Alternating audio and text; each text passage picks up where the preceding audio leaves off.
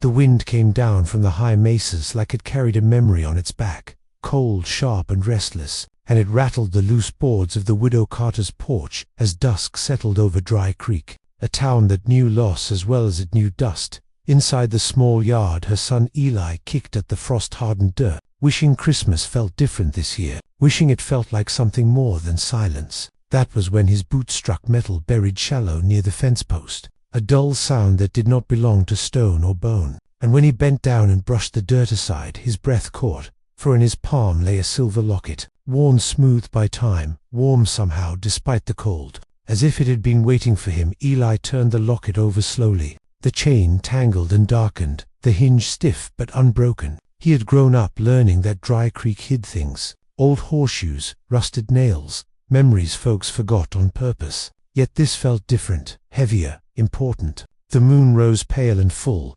casting long shadows across the yard, and Eli felt a strange pull toward the house, toward his mother who sat inside by the stove sewing a patch on his coat. Unaware that the past had just knocked on their door without a sound, Widow Carter lifted her eyes when Eli stepped in, her face lined by years of work and grief, the firelight catching the silver strands in her dark hair. She saw at once that something had changed in her boy. The way his shoulders were tight, the way he held his hand closed like a secret. When he opened his palm and showed her the locket, the color drained from her face, and the room seemed to grow still, as if even the fire leaned in to listen. She reached out but stopped short, trembling, whispering a name she had not spoken in years. Daniel. The name hung between them like breath on cold air. Daniel Holt, the rancher who once rode into Dry Creek with hope in his eyes and a promise on his lips. The man who vanished one winter before Eli was born, leaving behind questions and a heart that never fully healed. Widow Carter sank into the chair, memories rushing back of laughter, of long rides under wide skies, of a silver locket Daniel had pressed into another woman's hand before fate twisted their paths apart. She had believed it lost forever. Just like him, Eli listened as his mother spoke, her voice low and steady though her hands shook. She told him of Daniel Holt and the love he lost, a woman named Clara who left Dry Creek to care for family back east, carrying that locket as a promise that one day they would meet again. But the meeting never came. News arrived instead, of sickness, of distance, of silence. Daniel waited, then rode off into the winter, and only his shadow remained. The locket should have been far away, yet here it was, found by a widow's son on Christmas Eve. Outside the wind shifted, carrying the sound of hooves from the road, a slow, measured pace that spoke of a rider, unhurried and tired. Widow Carter rose, drawn to the window, her heart stirring with a feeling she had buried deep. The rider came into view, tall in the saddle, coat dusted with frost, a lantern swinging from his hand. Eli felt the air change, the way it does before a storm or a blessing. He did not know why, only that the locket in his hand seemed to grow heavier again. The knock on the door was gentle but sure, and when Widow Carter opened it, the years folded in on themselves. Daniel Holt stood there older, worn by miles and regret, yet unmistakably the same. His eyes fell to the locket Eli held, and something like peace crossed his face. He spoke softly, saying he had followed a memory back to Dry Creek, that he had heard a rumor, a whisper of silver found in the dirt, and he had hoped against hope that it was true. As the three of them stood together, the past and present braided tight as rope, the fire crackled brighter, and the cold seemed to ease its grip on the night. Eli felt a warmth he had never known, the sense that Christmas had arrived, not with gifts but with answers. The locket had done what time could not. It had brought two broken stories into one room, and outside the stars burned steady over Dry Creek, bearing quiet witness to a connection forged at last. Just as the bells of Christmas rang somewhere far down the valley, Daniel Holt stepped inside as if crossing a line drawn years ago, the warmth of the widow's home wrapping around him while the cold of the trail still clung to his coat. And for a long moment none of them spoke, because some silences carry more truth than words ever could. Eli watched the way his mother studied Daniel's face, searching for the man he had been and measuring him against the one he was now. And Daniel in turn looked at the boy with an expression that mixed wonder and sorrow, as if he was seeing a life that might have been his had the world bent a little kinder. The locket lay between them on the table, its silver surface catching firelight, a quiet judge to all that had passed. Daniel began to speak at last, his voice roughened by wind and years, telling of the road that carried him away from Dry Creek. of riding north and south, chasing work and running from memories that grew heavier the farther he traveled. He spoke of Clara, of letters unanswered, and the day he learned she had married another. How the locket had been returned to him by a stranger with a message too late to change anything. He told how grief drove him restless, how one winter night his horse spooked near Dry Creek, and the locket slipped from his pocket into the frozen earth, unnoticed until regret had already taken root. Widow Carter listened with tears she did not wipe away. Because pain shared is sometimes lighter than pain hidden, Eli felt himself pulled into the story like a creek drawn to the river. Understanding now that this man carried a past as broken as his mother's, and that the locket was more than silver.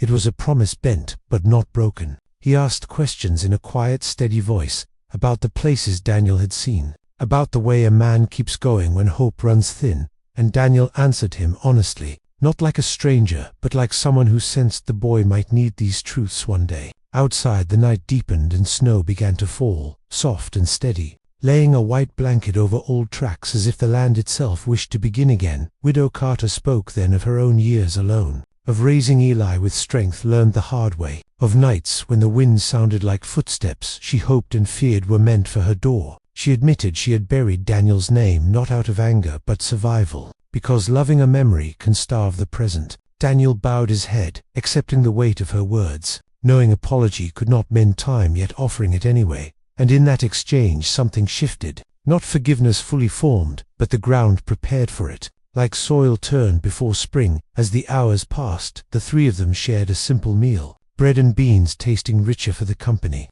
laughter breaking through in unexpected places. Eli saw his mother smile in a way he had not seen before, not the careful smile she wore for his sake, but one that reached her eyes. Daniel told stories of distant towns and strange people, and the widow countered with tales of Dry Creek's stubborn heart. The fire burned low, then bright again, mirroring the way old feelings resurfaced and settled. Outside the snow thickened, sealing the night away from the world beyond the windows. Daniel confessed he had not come seeking anything more than peace, that he planned to ride on after Christmas morning. Yet the way his gaze lingered on the widow, on the home she had built, betrayed a longing he had not allowed himself to name. Widow Carter admitted she did not know what she wanted, only that the locket's return felt like a hand reaching through time, reminding her that some connections are not meant to stay buried. Eli listened, sensing that adulthood was not about having answers, but learning which questions were worth carrying. The church bell rang faintly from the valley,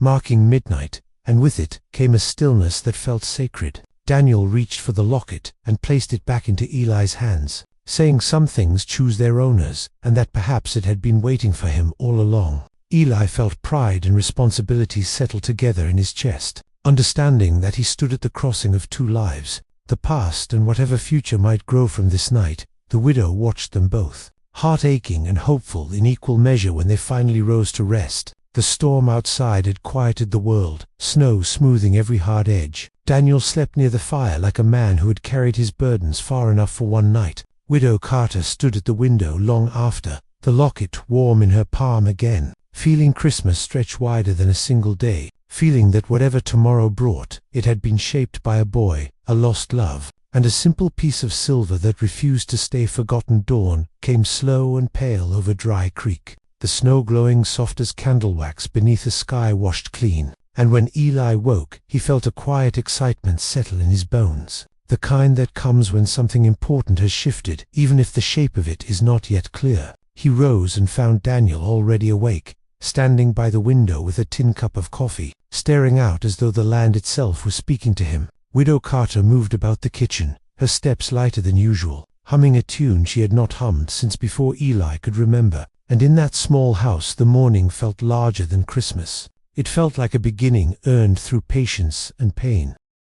They shared breakfast in easy silence at first, then in conversation that flowed without effort. Daniel offering to help Eli mend the broken fence come spring. The widow speaking of plans she had never dared voice before, like planting apple trees near the creek and fixing the sagging roof before next winter. Each word laid another board across the space that once separated them, and Eli watched with a thoughtful gaze, understanding that families were not always formed by blood alone, but by the choice to stay, to listen, to try again. Outside the town bells rang brighter now, echoing across the valley, and Dry Creek seemed to listen when Daniel spoke of leaving. His voice lacked the certainty it held the night before. He said the road still called to him, but it no longer sounded like escape. Widow Carter met his eyes without fear this time, telling him she would not ask him to stay, nor rush what time had worn thin, only that the door would remain open if he wished to return. The honesty between them felt strong as oak, unadorned and real, and Eli felt pride bloom quietly in his chest, seeing his mother stand firm not in loneliness but in strength. The locket rested on the table between them, no longer heavy, simply present. Later that day, neighbors arrived with greetings and pies, curious about the stranger's horse tied near the fence. Daniel introduced himself without the weight of old names or stories, and Dry Creek welcomed him as it always had, cautiously at first, then with warmth that surprised even him. Eli walked beside Daniel through town, listening as he spoke of returning in the spring, of work that could be done and fences that needed mending. And Eli realized that hope did not always arrive loud or sudden. Sometimes it came steady and quiet, like snow melting into the earth. As afternoon shadows lengthened, Daniel prepared to ride out, his horse stamping impatiently in the cold. Widow Carter wrapped a scarf around his neck with careful hands, a gesture simple yet full of meaning. She did not cry, and neither did he, because what passed between them was not an ending.